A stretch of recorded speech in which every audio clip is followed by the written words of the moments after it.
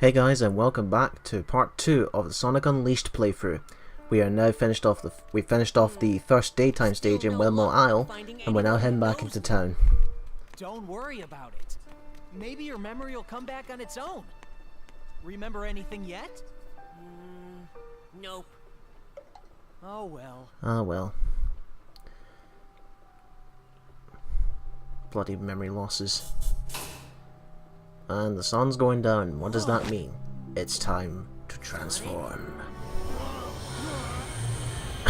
You gotta love how the woman in the back there is not even fazed by the glowing purple light that's right behind her of a creature transforming into a beast right there. The monster guy is back.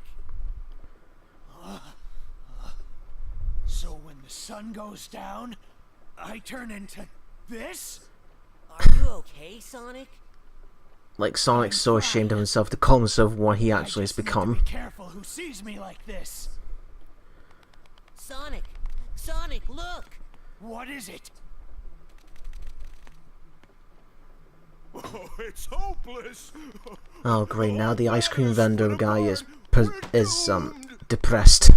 Mister? Smashing. Hey, mister! Hey, don't cry. Ice cream. How about some more of this super tasty stuff? What good is ice cream at a time like this? If you are wondering what that purple clouds are above his head, no, that's not odor. It's something else that I'll explain later when we get the required item that we need to do this certain activity. And yes, as you can see right there, Sonic now has stretchy arms with this werehog form, which doesn't make any sense.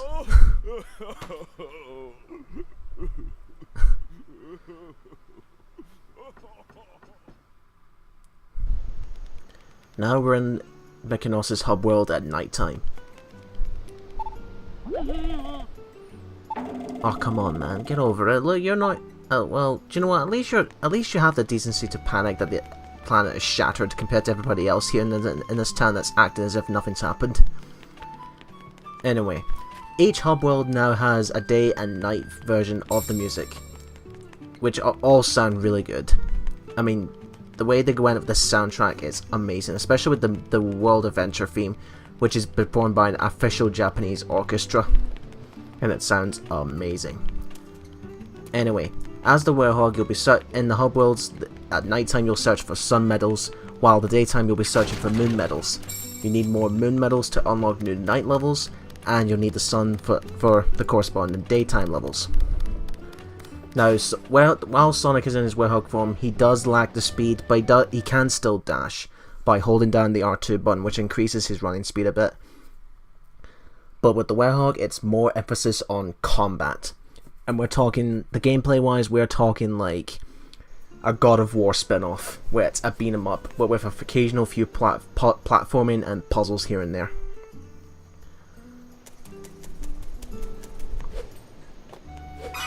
This collectible is a record. This essentially is which unlocks video game music that you can listen to in the extras.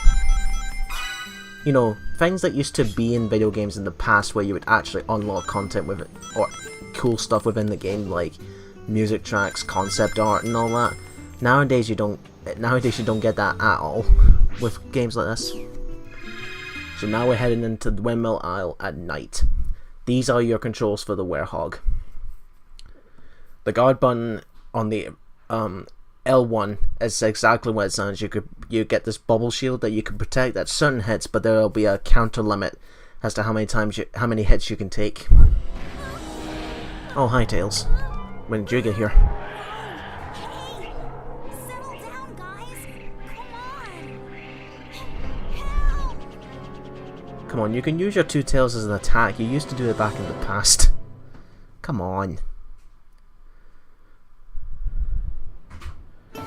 Anyway, it's werehog time. Hi! Yes, I know he went off that way, but how the hell do you know, Chip? Fuck off.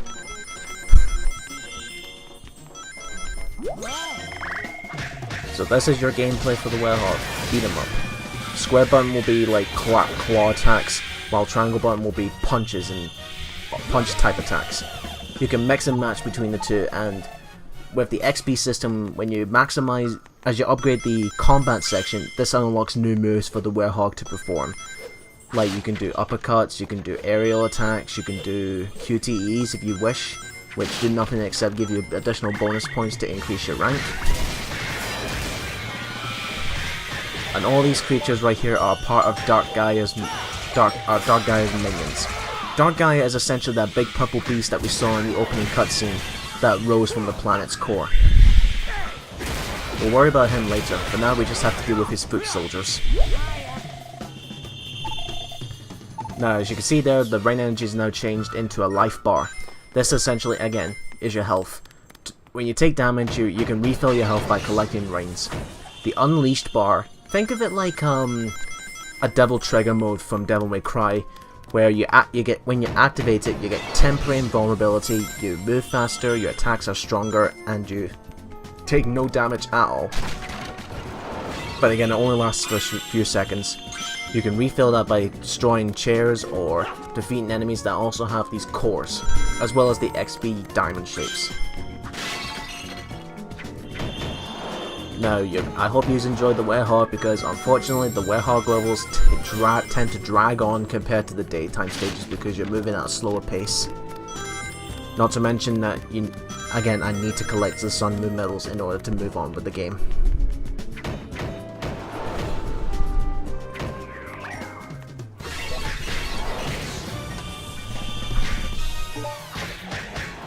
That yellow arrow above the enemy's head, that means you can initiate a QTE if you're quick enough with the circle button, or you could just do this. You can pick up enemies and you can either throw them at the other enemies, you can do like a spinning circle where you spin in place and then let go of the enemy, or you can just smack them on the ground. You can only do this with certain type of enemies, like these little Rex green enemies right here. You can pick up 2 at a time, and you can either smack them on the ground or you can smack them each other like they're clapping. And yes, there's a few times where Eggman's robots have popped up from time to time.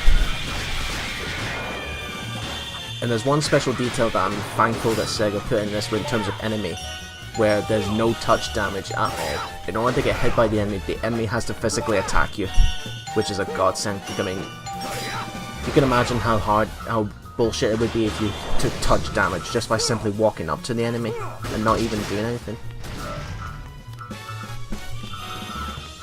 XP must get.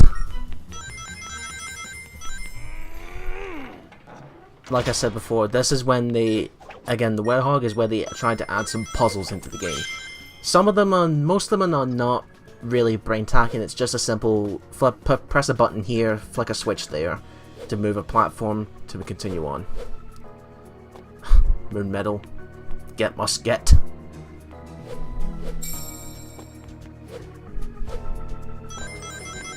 Now, the werehog might have a drop shadow in this stage, but I swear later on in the second half onwards throughout the game, he doesn't have a drop shadow, which makes platforming very, very finicky and a bit unreliable.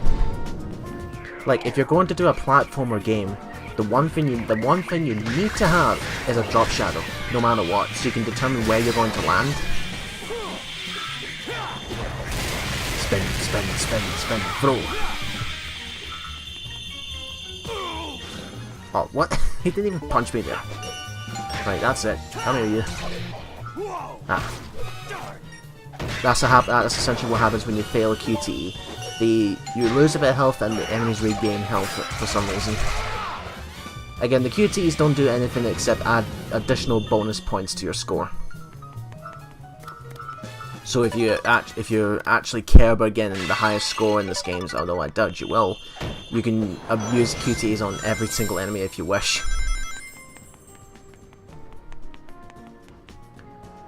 The Sun Moon medals, in the night stages you'll find more Sun medals, because again, opposite thing. Whereas in the day stages you'll get more Moon medals. There's also some power-ups for the werehog to collect as well if you're struggling in the middle of a battle, where it could be either 3 things. One is a rainbow with a green gem in it, that essentially gives you a full health restore. There's one which is like a pair of Wolverine claws, which again increases the strength of your werehog's attacks. And then there's a circular blue cell-like item, which again increases your shield, which is the blue bubbles that you see on the bubble. No, no, let me rephrase that. It's the blue bubbles that you see on the bottom left above your unleashed meter. That is how many times you can guard an attack, like so. You can do dodge rolls while guarding, but I think you have to unlock them using your XP and upgrading the combat meter. Love that move, that Shoryuken move. A reference to Street Fighter, I guess.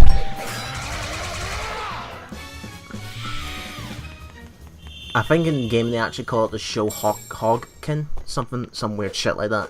I just call it a Shoryuken. And do not touch the water. Water will kill you instantly. For both the Werehog and Sonic. Yeah, I don't understand that. Like, yes, I get that Sonic cannot swim, but he's able to survive underwater for a brief period of time. I mean, the classic game showed it. So what is this game's excuse for not letting him go underwater in some certain stages? Like, in this game you have to avoid the water like the goddamn plague of all things. These little buggers can be annoying because they can fly upwards. You have two variants. There's the blue ones, which are pretty minuscule, but then the red ones, which have double health. Like, tougher versions of, like, a different variation of the same enemy.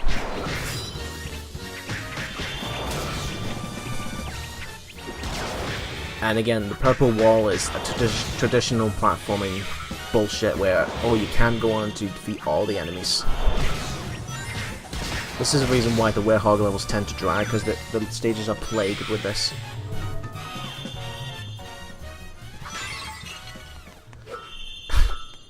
Yeah, I've just wasted a broken vase.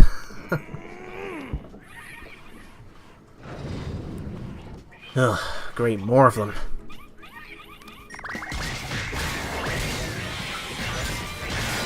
Oh, that's another problem with the Werehog as well. The bow theme that plays every single time you fight an enemy. The theme itself isn't bad, but the problem is that you hear it 30 goddamn times and you get sick of it really, really fast. It's like, why can't I just listen to the background music of the stage? I mean, if you see you can actually find the official soundtrack on Spotify actually. And see, when you listen to the night stages, there's some really good gem music there. I mean, based on the locations of the hub world, of the stages. Again, you get Greek mythology sounding with Greece when you're here, and then later on when we get to China, it sounds a bit more Chinese-like in a way. But again, you're enjoying the music, and every single time you find an enemy, it's da da da da da da. It does get really, really annoying. So annoying, and I think that out of the entire soundtrack, that's the one music piece I tend to like the least, because of how many times it's played. Here's me being a collector with rings.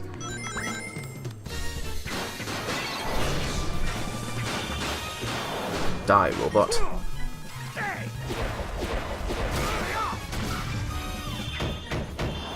You gotta love it. Another thing about all the enemies is that if it's a foot soldier or a robot, if you leave them standing, they do this silly dying animation, like, oh god, I'm dying, before they explode or disappear. Off we go.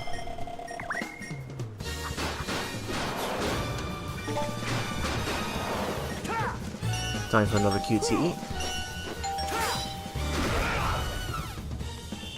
The QTEs are a bit random, a bit mixture of randomness, but also strict, where it's always either the face buttons like square, triangle, circle, or X, or L1 and R1. It's always those 6 buttons, but the pattern is completely random.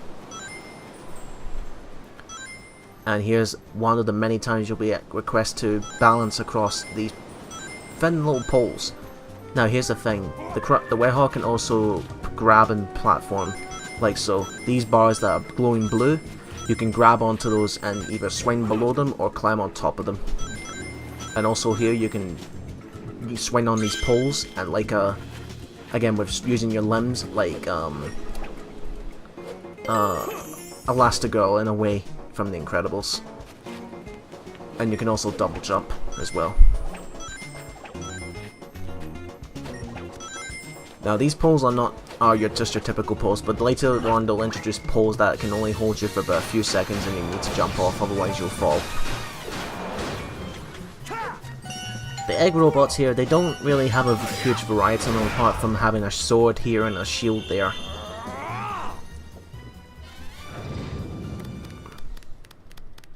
So we're nearing the end of the stage now. This is the last section. And this battle and these two plant bots are all three of the power-ups that I previously explained, which is the claws, the shield, and the life, which refills everything and increases your strength. This here is the big muff. This is the Titan. This is a Nightmare Titan, which is essentially a mini boss. Defeat him and then the goal line will appear.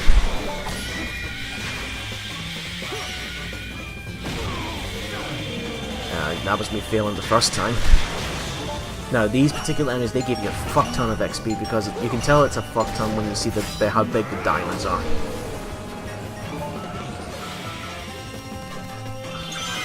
And because I'm such a collector, I gotta collect every single one of them and defeat these guys.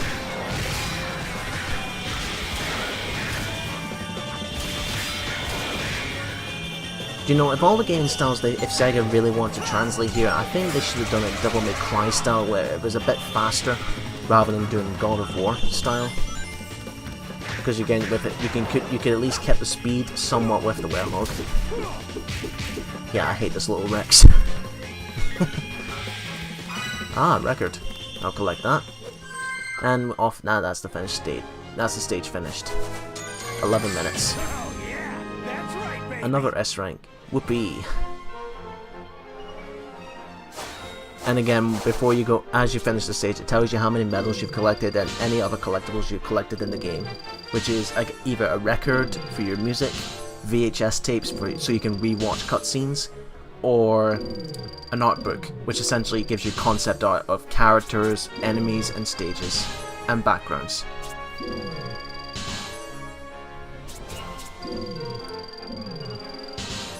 Yeah, it's like, with all these lists, it sounds as if Sega really wants you to play as the Werehog more than Sonic.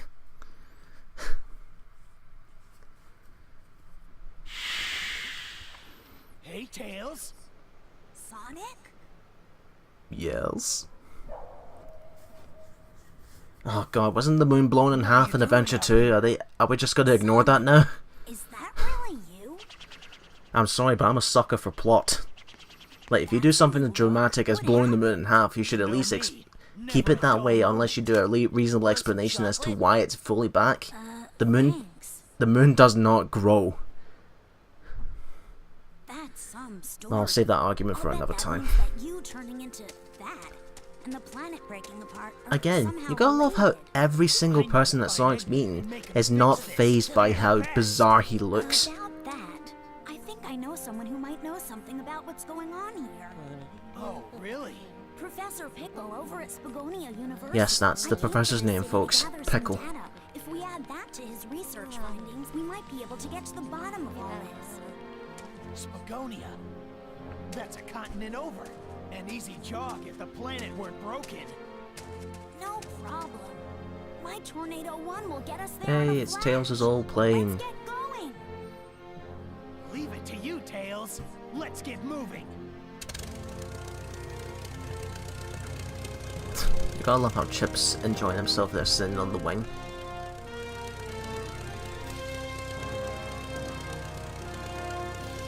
On full speed ahead! And as we fly off into the night, I'll see you in the next part, folks. Toodles.